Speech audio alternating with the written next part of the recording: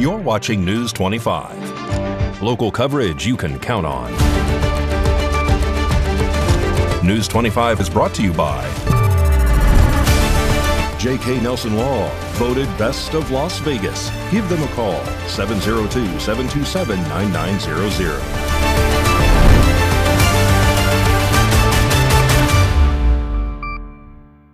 Thank you for joining us here on News 25 and Ace Country Radio and streaming at KPVM.TV and now on Roku devices on this Monday, January 19th, 2026. Good evening, I'm Chris Palermo. Here's what's happening. It's never too early for an election campaign event, and that was evident here in Pahrump this past weekend.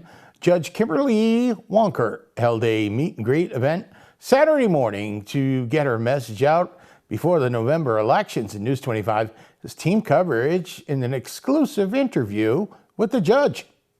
Saturday morning, January 17th, beautiful sunny day, and folks are hoping to get some questions answered from Kimberly Wonker, who is hoping to remain in her seat as the judge for the 5th Judicial District here in Pahrump.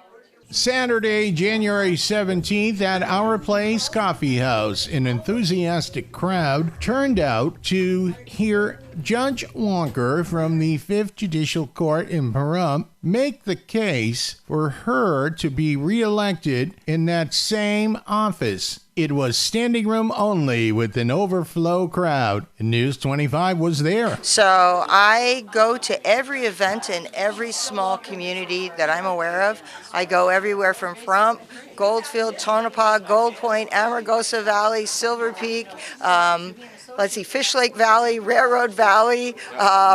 In fact, one day Governor Sandoval was out and we were talking when he was governor, and we were talking about some of the places. He said, I'm a native Nevadan and haven't heard of all the places you have been. I think it's important. Judge, why is it important to come out and meet people face to face like today we're at Our Place Coffee House in Pahrump? Why is that so important to you? Well, because you know what? I serve the people. The people don't serve me. How many times do you see an elected official and they forget where they came from? So I think it's important that I'm accessible, that people know who I am, that they see that I'm giving back to my community, because that's my role as the judge, in part. One more question. A homeless seems to be a big problem. Yes. They commit a crime, they come in front of you. It's an interesting contrast.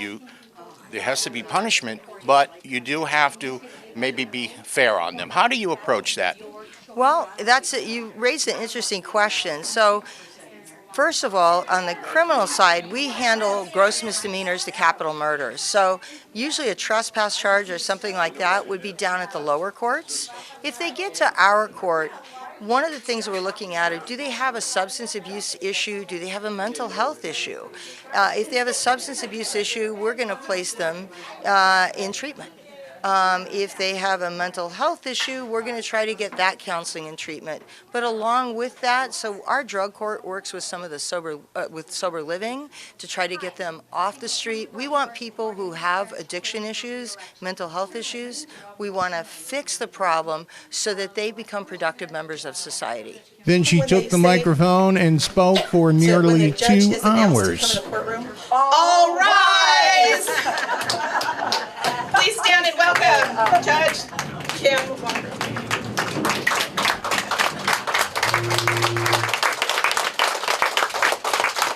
And as I say every Tuesday and Thursday, please be seated. So first, before I get started, I want to thank the most important people is you for coming to my event. I really appreciate all of you, and I appreciate all of your support. So thank you very much for taking your time on this holiday weekend. And I love that show, Matlock, because nobody sees her coming. She's the gray-haired old lady. I'm that gray-haired old lady. But I want you to know, I always had this motto, often outnumbered, never out-prepared. And so I can't tell you how many times people would drive by my office and they go, that's not very fancy. You don't need to pay for a fancy office. you need to pay for the attorney. I had one the other day where the well-meaning neighbors took the little lady to one of these loan places for a $1,200 loan. For $1,200, she got $800, and the interest rate was 199.99%. Now, I got to tell you, we need to be tough on that. We need to be prosecuting that. We have a lot of elderly people in this community, and that is just one of many cases. In 2013, I was on the front page of the Los Angeles Times talking about it was one of the last traveling judges in America. At that time, there's 11 judicial districts. There were only 10, and we had Nye, Mineral, and Esmeralda County. Nye County is bigger than the state of Rhode Island. Remember, we're not partisan. Our job is to be fair. I'm to apply the law and apply it correctly. If the law is unambiguous, if the law is ambiguous, I'm to look at the legislative history. I'm to look and figure out what was intended by that statute. And so I understand that, and I love it, and I probably shouldn't say this, but I'm in it to win it. Send me back one more time, then I'm going to retire. Thank you so much. Have a cappuccino now. All right. Thank you. Have a Thank great you. day. All right. Reporting from Our Place Coffee House here in Pahrump, Chris Palermo, News 25. More news now. A memorial was held over the weekend in Pahrump for a member of the community who had a deep love for animals and served the public in a leadership role. Haley Grabby has our report.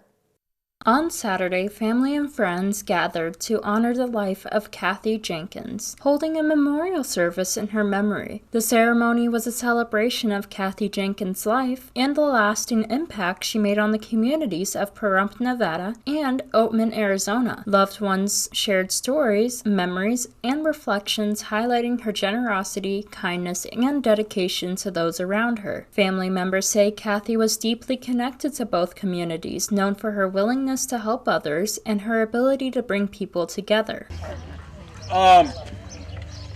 With that being said, I'm going to turn it over to Drew and Angel to kind of talk about their mom a little bit and why this is special to them. This is Angel's first event, and Angel just came in from California. Turn it over to you. All right, so I just want to thank everyone for coming here. It really does mean a lot to me. I came in from Kingman, so seeing a lot of people show up today, it really does mean a lot to me. So thank you for everyone for showing up. But it's been a crazy 4 months going on now.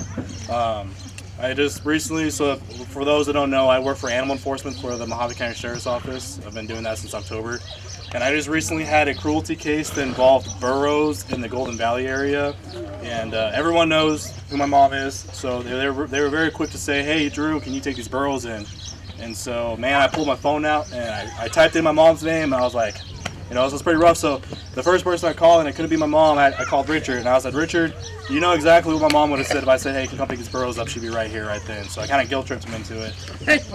But thankfully, it was unfounded. The burro was okay, it was healthy, but I was very appreciative that the Oman Burro Sanctuary was willing to help me out and come pick these burros up if they were being neglected for animal cruelty. But I haven't since then, since my mom's passed away, I haven't been able to look at burros the same. Because anytime I see a burro, I see my mom, and I make a joke out of it because I'm like, oh, I saw an ass today and I saw my mom. So I tell my aunt that all the time. She doesn't really like that. But yeah, my mom was my best friend. I'd say out of the 5, me and Angel were very close with her, and it hit Angel hard more than anything. So that, you know, being there and seeing my mom at her lowest point, you know, it was really hard. But you know, having to tell Angel that she passed away, and you know, that was hard too. And Richard was there. It was really hard for me. But you know, Angel's been pretty strong about this whole situation. I'm very proud of him. Angel's been fighting an addiction for a long time. He's been sober for almost 2 years now. So you want to say anything? Yeah. So I've been fighting meth addiction for I was a meth addict for a couple months. 2 years clean. I just want to say, my mom didn't only open the shelter, but she was a mom. No one would ever be able to go behind those doors in our house and understand how she treated us, and no one would ever be able to go on so much cruises like she took us. You know what I mean? And, my mom was a fire chief, and she was a really good fire chief, and she got me in the cadet program when I was 12 years old, and I've been in it since I was 18. And I would never be a man of today. You know what I mean? And she taught me everything. You know what I mean? It hit me a lot hard because I haven't seen my mom in 6 years since she's passed, and because we went through a hard patch. You know what I mean? And I went through a message today, and in 2024 when me and my mom got in a fight, and right there I said, "Mom, I hope you die." You know what I mean? And I take that back. You know what I mean? I take that back.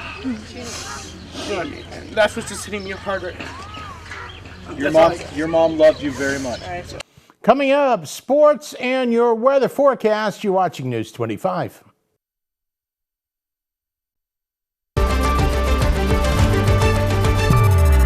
You're watching News 25. Local coverage you can count on.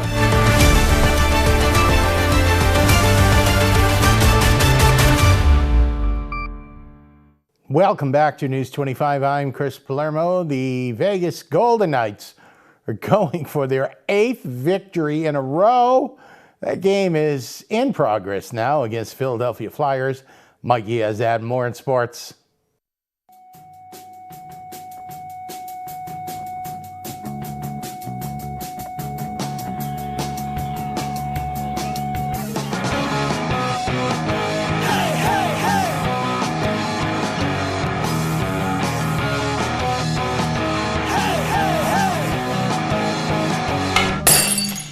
Time now for your News 25 look at sports and streaming at KPVM.TV and now on Roku devices. Alexander Holtz and Shea Theodore scored in a 105 span late in the second period, and the Vegas Golden Knights had two-goal sprees to rout the Nashville Predators 7-1 on Saturday for their 7th straight victory. Pavel Dorofeev and Captain Mark Stone added goals in 3-minute span. In the third, the Golden Knights go for their 8th win in a row this evening against the Philadelphia Flyers. That game is in progress. The Golden Knights acquired defenseman Rasmus Andersson from the Calgary Flames, sending Zach Whitecloud, a 2027 first-round pick, a conditional 2028 second-round pick, and prospect Abram Wiebe to Calgary. Former Miami Dolphins head coach Mike McDaniel is scheduled to be interviewed in Florida, where Raiders minority owner Tom Brady and general manager John Spytek will also be in attendance. The trip coincides with the championship game, where the Raiders leadership will get an in-person look at Fernando Mendoza, the projected #1 overall pick in the upcoming NFL draft. Pahrump Valley Trojans boys basketball is in action on Tuesday, January 20th. They welcome Sandy Ridge. They welcome Coral Academy, Sandy Ridge. JV starts at 3:30, varsity starts at 6 p.m. And that's your look at sports on News 25. Thank you, Mikey. It's getting closer to liftoff time. The Hot Air Rally in the Valley is coming to Pahrump on Valentine's Day weekend. More than just balloons, there will be something for everyone. Hi, my name is Kelly. I am the event coordinator for the Pahrump Hot Air Rally in the Valley. It is coming to us February 13th, 14th, and 15th. Starting at 6 a.m., so get up bright and early. We are going to start with our morning launch, and we have a lot of fun and activities going all the way till 9 p.m. We're going to have morning balloon launches. If you would like to get on our reservation list, you can go to pahrumprallyinthevalley.com and find the link there to add yourself to our list. We do have tethered rides going on. We also have a balloon walkthrough with some photo opportunities for you to take. This is all weather permitting, so we do always risk that wind out here, but hopefully we'll be looking at a good weekend. We have a lot going on. We have our Taste of Pahrump Garden. It is going to showcase what Pahrump has to offer, the small little town with some big flavor to it. So come try some wine, some mead, some rum, and we got an amazing sourdough company that's going to be coming out to give samples for that. So tickets can be purchased on our website as well. We have a lot of entertainment and interactive vendors. We have some couples games. We're trying to theme this around Valentine's Day. So couples, you can show up and be a nice little date weekend for you. We do have VIP passes that are good for 2 people. So you want to definitely get a hold of those passes. You kind of get a little discount for purchasing those, and it gets you VIP access to a lot of the inner happenings of the festival itself. We do have Wandering Hearts elopements. They are coming. They're going to be there on site. You can pre-register with them, or you can just kind of walk up and do it there. They're going to be doing wedding ceremonies as well as vow renewals. So if you want to maybe surprise somebody or propose at the event, then you can do that. Don't forget, you can find all details on the event weekend at pahrumprallyinthevalley.com. And my name is Kelly, and I hope to see you Valentine's weekend. All right, we're looking forward to that. Now, coming up, one of the most famous entertainment venues in Las Vegas is about to get a twin brother or sister on the East Coast. You're watching News 25.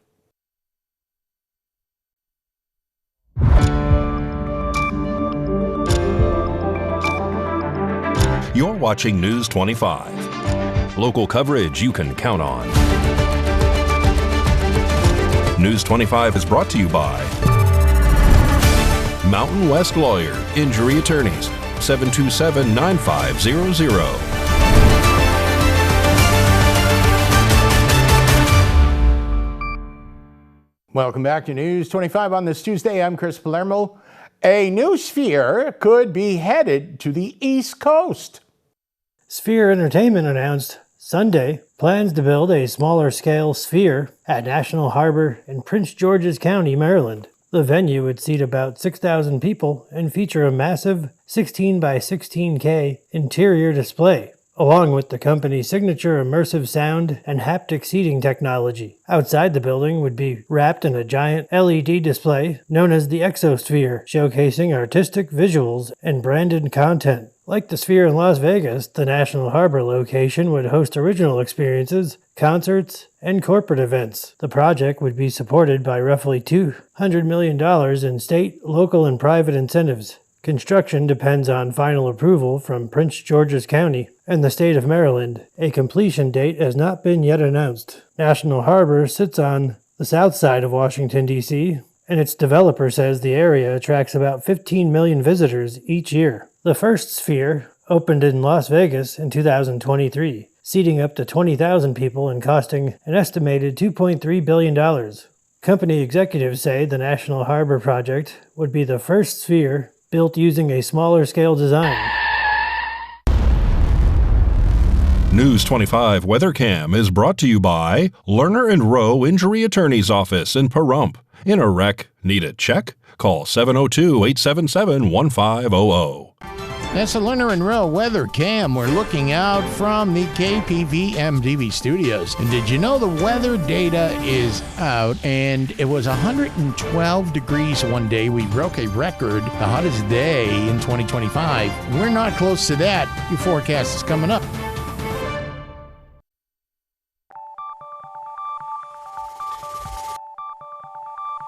Weather is sponsored by the Nevada Dairy Farmers and the Dairy Council of Nevada, sharing the love of all things dairy. Celebrate the best moments with milk. Milk the moment.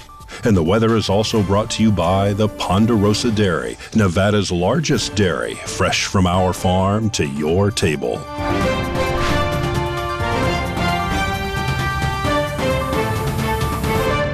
Welcome back to News 25. I'm Chris Palermo, and this is your weather forecast from the Anchor Desk. Friendly hit 52 today, 52 in Fallon, Carson City 50. They're going down 22 tonight. Tonopah is 50. Goldfield is mining 52 degrees. Hey, look at Beatty. They're not 80, but they're 67. Hermosa 70. Las Vegas 68. Death Valley, Gunna Death Valley at 77, 48 for a low. Over there, it still gets cool at night in the valley, Death Valley. 59 glorious degrees right now per up in the region. Your sun rose this morning, 6:52 a.m., 28% humidity. East-southeasterly direction on the wind today, 2 miles an hour. Whoa, high temperature of 67 degrees. That's pretty nice for January. 59, like I said right now. Your sunset, just about, I don't know, half hour ago. We're looking pretty good with that daylight, 48% humidity, and a northeasterly wind direction, 5 miles an hour, light winds tonight. Low of 33 degrees, and your forecast goes a little something like this. Tomorrow, Tuesday, look at that, 65, brilliant sunshine.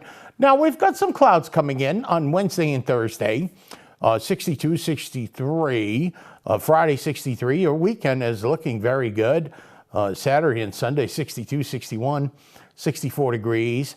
And we have seasonable lows, 33, 40. We do dip down on the weekend. Next Saturday night, looks like we're going to get a little chilly, 25 degrees. So here we are. We're moving into almost a slight weather pattern change, but we still will have some cool nights. Like I said, pool season, the auditions are underway in Vegas, so you may want to get that bikini ready. That'll just about do it for all of us here tonight. I'm Chris Pahrump. We'll make it a great night.